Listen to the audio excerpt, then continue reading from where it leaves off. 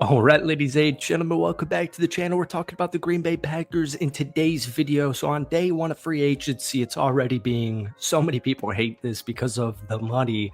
Packers grossly overpaid for free agents, Aaron Banks and Nate Hobbs.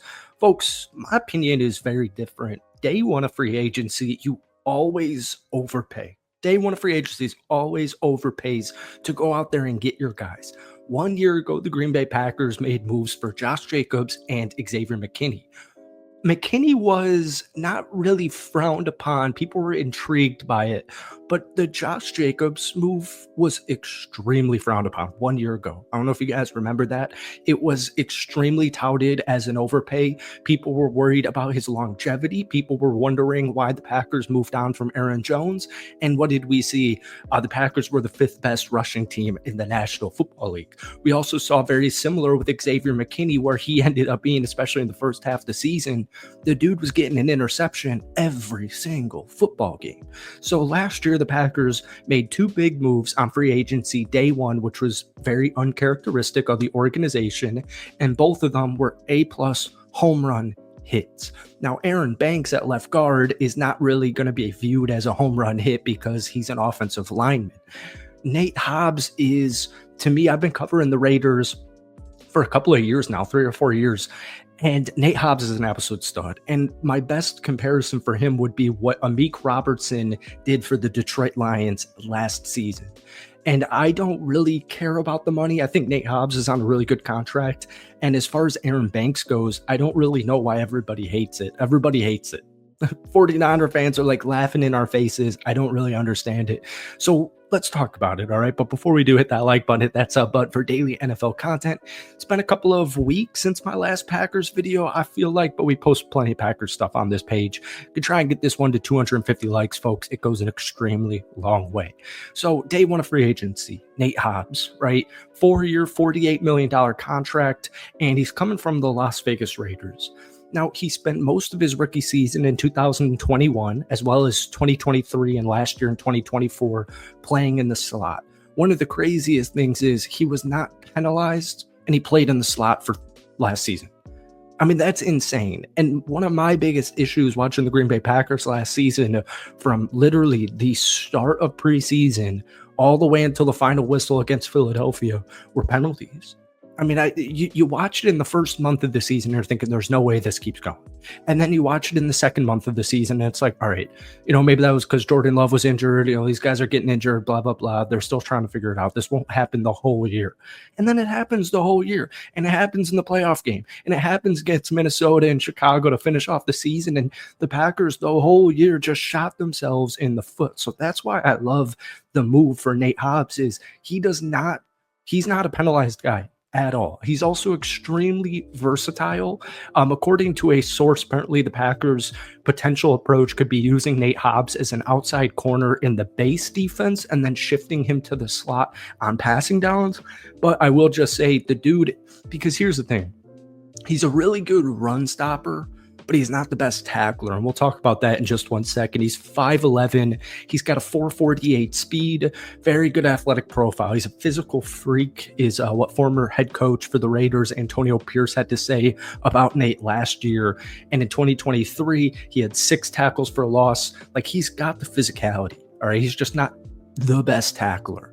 According to Sports Info Solutions, Hobbs in 2024 allowed a completion rate of just 42.9. That was 6th best among corners who started at least 7 games. But it's also like different websites are going to give you different metrics as far as coverage goes. But as far as my eyesight, what I will tell you is Nate Hobbs, as far as defending, I think he's good. Played. Probably the bigger concern for him is more so not coverage or anything like that, or tackling even. It's probably health. And this is my one big concern with Nate Hobbs, and it's the reason that's not an A+. And by the way, Jair Alexander is still a Green Bay Packer. We're kind of all wondering what's going on there. But like I said, day one of free agency is overpay day. That's where you overpay for your guys. So Nate Hobbs played 16 games and 9 starts as a rookie in Oakland. And then he played 11 games in 2022, 13 games in 2023, and 11 games in 2024. So he played just 49.9% of the defensive snaps. That's 35 games played and 16 games where he didn't due to a broken hand in 2022 and ankle injuries the past 2 seasons. So that's my biggest concern. And then there is the missed tackle rate, and I would feel weird not mentioning it. He's got a missed tackle rate of 22.4%. Of the 92 corners last year who played at least 500 total snaps, that was the sixth worst mark amongst defensive backs. The bright side is of those 92 corners, only 4 were not penalized, and Nate Hobbs was one of them.